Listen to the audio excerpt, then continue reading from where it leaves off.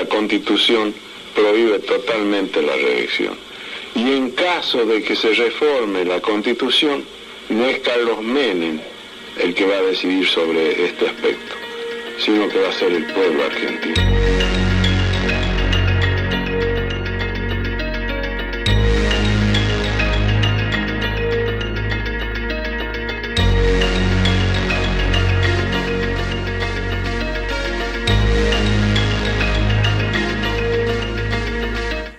Fue la más legítima y la más democrática de la historia argentina. Antes el presidente iba a 6 años sin posibilidad de reelección. Acá pasamos a 4 y una reelección. Hubiera estado bien, me parece a mí, una reelección y nunca más, por ejemplo.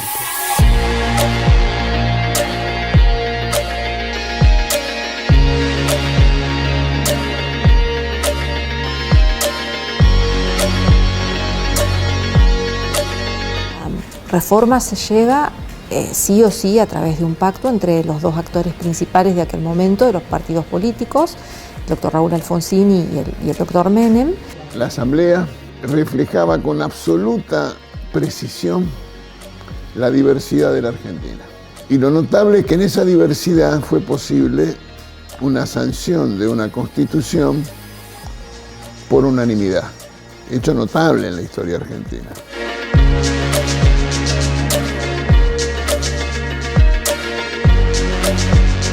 De ninguna manera quedó limitado el pacto de Olivos, a mí me gusta llamarle pacto, es una palabra que viene de paz, a 2 partidos. Por el contrario, hubiera sido mucho mejor, desde luego, encontrar aquiescencia también en otros sectores que no la dieron y que tienen todo el derecho a comportarse como quieran. Como había desconfianza entre las dos fuerzas, la forma de cerrar el pacto y que ese pacto no se violara era a través de esa cláusula cerrojo que decía que o se votaba todo o no se votaba nada.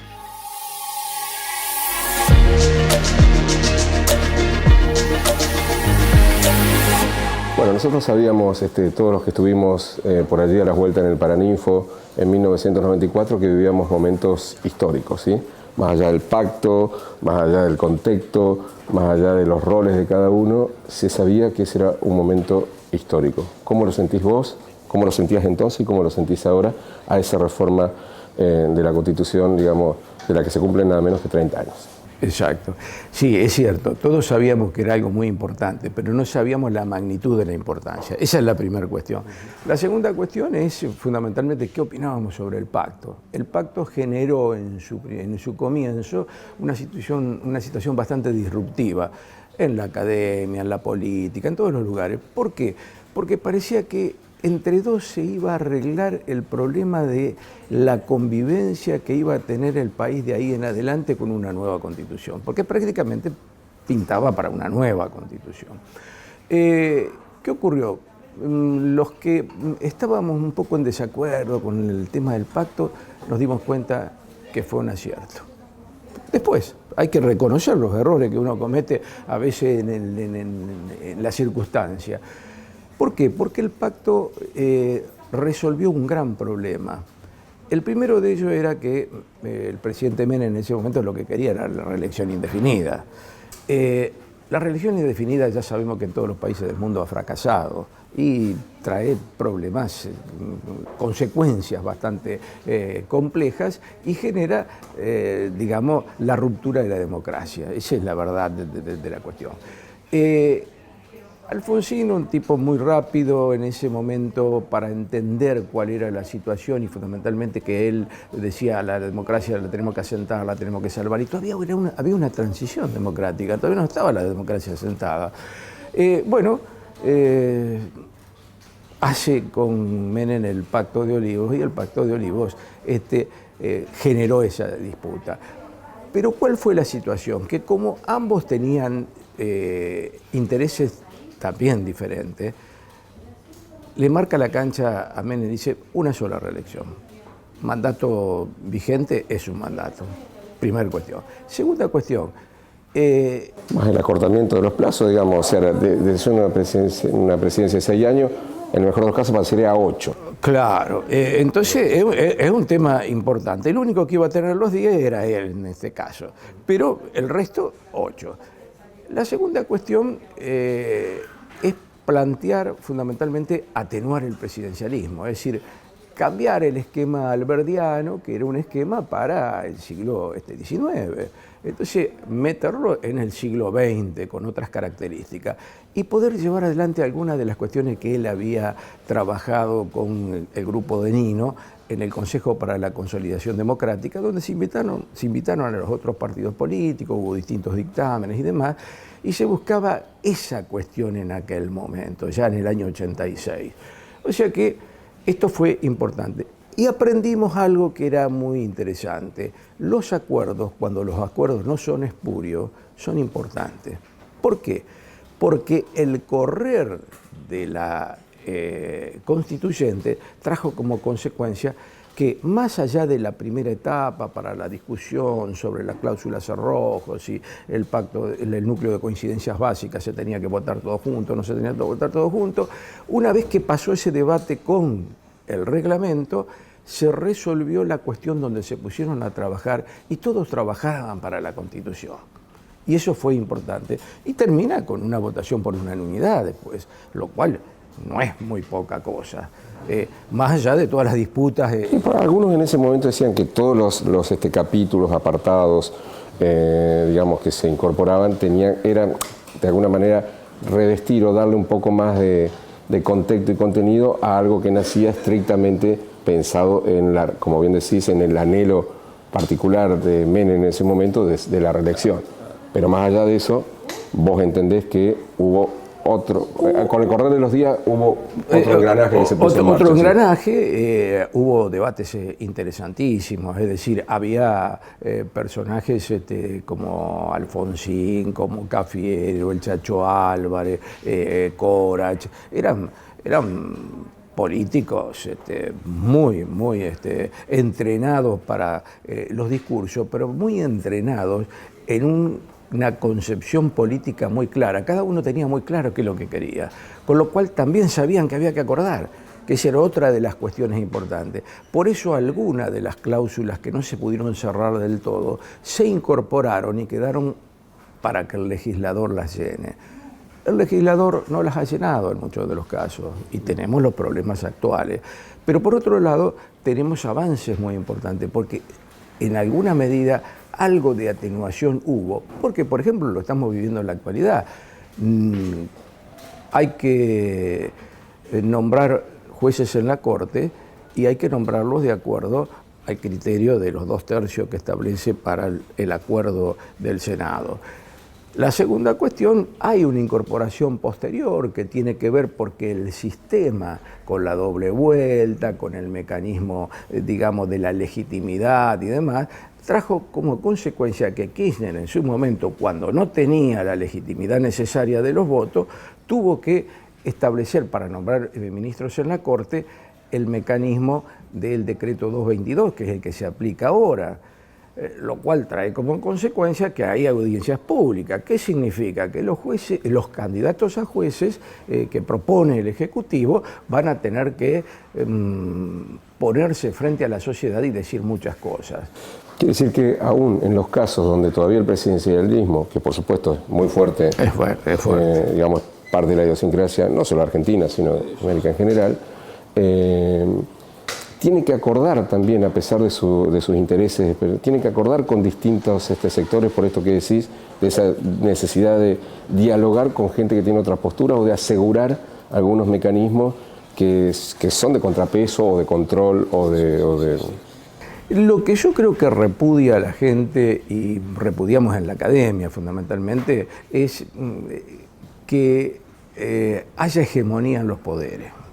Decimos, si hay equilibrio, si cada uno de los poderes se mueve dentro de la esfera de su competencia, la situación tiene altibajos. Hay veces que uno dice, uy, pero hay mucha disrupción, hay mucho debate, hay demasiado debate. Bueno, lo que pasa es que el demasiado debate generalmente es cuando hay demasiados problemas. Es decir, si hay demasiados problemas, lógicamente es más difícil ponerse de acuerdo. Pero los acuerdos se llegan. Y el acuerdo, en el buen sentido de la palabra, tanto en lo legislativo como el ejecutivo, con el diálogo que tiene que tener con los otros poderes, ayuda fundamentalmente a la gobernabilidad. Y la gobernabilidad ayuda al mejoramiento democrático. El opuesto, digamos, la falta total de diálogo, es infinitamente peor que... Sí. Hoy estamos viviendo un tema, más que diálogo, también de agresión, y no es bueno, más allá de las mejores intenciones que pueda tener el presidente, pero no es bueno. El diálogo, la convivencia trae consecuencias importantes. ¿Por qué? Porque yo empiezo a escuchar al otro, y cuando escucho al otro, hay cosas que me mueven y me hacen pensar que valen la pena también incorporar situaciones que parecen que son de minorías, que no son tan santas, que son complicadas, que tienen una historia también difícil. Pero bueno, pero esto es la democracia, de eso se trata. Por esos días también uno recuerda reuniones febriles, pasillos, encuentros en los bares, anda a hablar con fulanito, mira, viste lo que dijo, mira que acá piensan esto. ¿Qué recordás vos de esa parte del backstage, de todo eso, digamos, del detrás de escena, más allá de los discursos y las posturas y las grandes espadas, como se dice, oratorias que había en ese momento? Bueno, pero ¿qué pasaba también detrás de eso? Bueno, detrás de eso, digamos, las grandes espadas también eran personas que sabían escuchar. Por ejemplo, la espada que tenía un oficialismo en el pacto, pero una oposición dentro de la convención, que era Alfonsín, era un político que fundamentalmente estaba para escuchar qué le está pasando a la sociedad, cómo se resuelven los temas, pero a ver, pero ¿qué está pensando? Porque uno de los problemas graves es cuando el político dice, tengo razón, sí, pues, a lo mejor sí, tiene razón, teóricamente es correcta la postura y demás, pero hay que saber, hay que auscultar, hay que ver qué está pasando en la sociedad y ver cómo uno transmite o cómo resuelve la situación desde sus concepciones, desde sus principios en la discusión. Y eso es fundamental. Bueno, era un personaje de mucha importancia. Había muchos gobernadores también. Estaba Reutemann, estaba Palito Ortega, estaba Bussi, estuvo... y todo de situaciones también que venían heterogéneas. Estaba Kirchner. La labor de ellos no era tan en el discurso, era una labor de trabajo, digamos, de acuerdos armados, y qué querían las provincias y una serie de cuestiones que en algunos aspectos sirvió mucho. Por ejemplo, acá está este problema ahora de quién es el patrimonio de los recursos naturales. Bueno, lo dice la Constitución ahora, es de la provincia. Bueno, ¿qué hay que hacer? Hay que ver cómo se pisotean a las provincias o hay que ver cómo se acuerda con las provincias. Había un Pedro Frías, que era uno de los maestros del derecho constitucional, era un constitucionalista que hablaba fundamentalmente de las provincias, que hablaba de los municipios y hablaba de la concertación que se debía dar. Y la concertación es eso, es los acuerdos que van a ser acuerdos para el futuro, no solamente para el presente. Bueno, esta cuestión yo veía que, me acuerdo porque andábamos por los pasillos picoteando, ahí teníamos un gran amigo que era un profesor de Derecho Constitucional, que era Quiroga Lavie. Y Quiroga Lavie, bueno, que le gustaba andar con los docentes jóvenes en este tipo de cuestiones, nos escuchaba a nosotros, que muchas de las cosas también las decía de lo que decían los jóvenes, cosa que era muy importante, más allá de que era un jurista ultra formado, que lo es porque todavía vive, fue uno de los que más trabajó, por ejemplo, en el amparo, uno de los temas fundamentales, que meterlo en la Constitución era una cuestión trascendente. Y bueno, y también ahí cómo trabajó con Rodolfo Díaz, que era del justicialismo y era el personaje que fue el miembro informante, por ejemplo, en el amparo. Pero, ¿qué ocurre? se escuchaban. Había charlas donde decían, bueno, pero estamos dejando algo para el futuro. Y tenían que cederse, como quien dice en algunas cuestiones. Vale.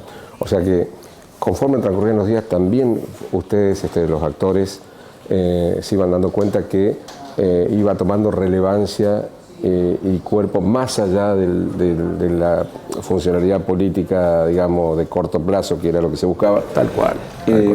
Yo te quiero preguntar también, a 30 años, porque somos un pueblo que yo no sé si nos faltan leyes, nos falta apego a la ley, nos falta cumplir la ley. No me refiero solo a los gobernantes. No, la gente en general. De hecho, cada DNU es una afrenta a eso, digamos, a todo ese cuerpo legal relativamente actualizado y hasta moderno, ¿no es cierto? ¿Qué cosas, digamos, nos faltan? ¿Qué cosas no se reglamentaron que vos decís, bueno, deberían haberse avanzado en esta cuestión? ¿Y qué otras cosas sí fueron buenas? Porque uno recuerda que lo de Cava se propuso ahí, el Consejo de la Magistratura, un montón de cosas que hoy funcionan, vienen directamente de 1994. Y otras no. ¿En qué estado estamos hoy en materia de actualización? ¿Ves una necesidad de reforma inminente o no? ¿Cómo ves esa cuestión? Yo creo que, por ejemplo, lo que vos dijiste al principio, lo de Cava, el tema de la autonomía de la Ciudad de Buenos Aires, yo creo que fue importante. Muy importante, más allá de estas críticas que existen en la política, fundamentalmente por quién la gobierna. Porque más que discutir el problema, digamos, teórico y el problema institucional, se discute el problema de quién la gobierna. Claro, cuestión de perspectiva, a veces, ¿qué distancia tomás? Exacto. Pero eso es un tema que se arregla con las elecciones, no es un problema, digamos, que se puede arreglar desde el punto de vista, vamos a armar una institución que va a ser perfecta. No, las instituciones uno las pergenia pensando en el futuro y pensando en un presente y en lo que ha pasado. Bueno, yo creo que eso fue muy importante. El tiempo creo que nos va a seguir dando la razón y va a ayudar a eso. Otra de las cuestiones que creo que ha sido importante es, por ejemplo, este mecanismo de el tercer senador que permitió que no se puedan conseguir mayorías absolutas en el Senado, que trae como consecuencia en el mecanismo fundamentalmente de los acuerdos, de los funcionarios que requieren el acuerdo, que hay que escuchar a las minorías. Entonces, ahí esta Constitución tiene un aspecto muy importante, el pensar en las minorías, como piensa en el 75, inciso 23, cuando habla de los niños, habla de los ancianos, habla de las mujeres, pero las minorías no vistas desde el punto de vista numérico, sino porque son tratadas como minorías, porque no tienen voz. Entonces la voz se la pone la Constitución y establece también el mecanismo de los cupos para la hipótesis de que la legislación demore, y eso ha sido cuestiones importantes. Otra de las cuestiones importantes, además de estas que hablábamos de algunos aspectos de la atenuación del presidencialismo, que en muchos de los casos no ha surtido el efecto deseado. ¿Por qué? Porque sigue manteniendo, por ejemplo, este DNU que está vigente con una ley que es inconstitucional, que es la 26212, donde con una Cámara que lo voltea sigue vigente, cuando para un proyecto de ley, cuando una Cámara voltea el proyecto, automáticamente no se puede tratar por el año, lo cual esto es una incongruencia, y aparte de una incongruencia porque también el artículo 82 previó esa situación, porque esa fue una de también de las cuestiones que Alfonsín estaba pensando, no puede haber sanciones fictas, evitar este tipo de cuestiones, es decir, que siempre los acuerdos se hagan en el órgano plural, que son las cámaras, es donde están representados todos los intereses del país.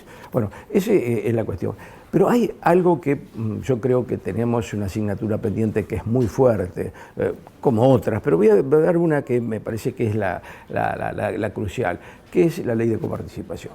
El 75, inciso segundo, intentó fundamentalmente establecer un mecanismo que ante todas las situaciones disvaliosas que tuvo con los DNU anterior,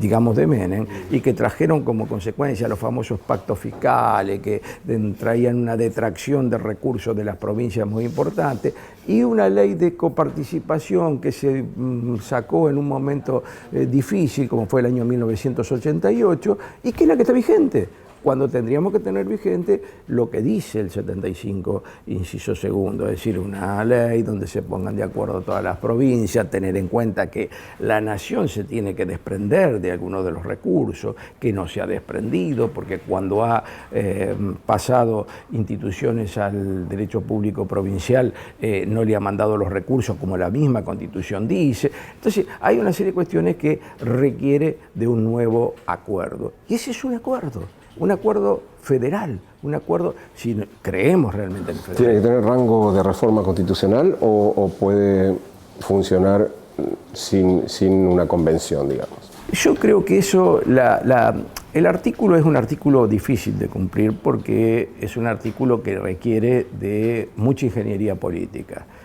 Pero a ver, en momentos de crisis como los que vivimos, y que es una crisis que se viene dando en el tiempo, ya hace bastante, es larga, me parece que requiere de que la política empiece a conversar. Y el Congreso podría ser un eje, pero también los partidos políticos. Lo que pasa es que los partidos políticos que se incorporan constitucionalmente también en la reforma del 94, han sufrido como una especie de desgranamiento, producto de que seguimos con una ley vieja, que deberíamos actualizarla, que deberíamos ayornarla, y fundamentalmente porque los partidos políticos también necesitan debate. Es decir, si nosotros queremos debates, acuerdos, una serie de cosas, cuando los partidos políticos no tienen debate, cuando los partidos políticos no definen sus candidaturas verdaderamente como debe ser desde el partido político, con declaraciones de principio, con plataformas electorales fuertes, etcétera, etcétera, pasan este tipo de cuestiones. Entonces, eso es lo que hay que trabajar. Y ahí permite, si hay partidos políticos fuertes, que las alianzas, como son alianzas de carácter, digamos, principista o de carácter fundamentalmente de acuerdos programáticos, puedan funcionar. Porque los acuerdos electorales ya sabemos que no funcionan.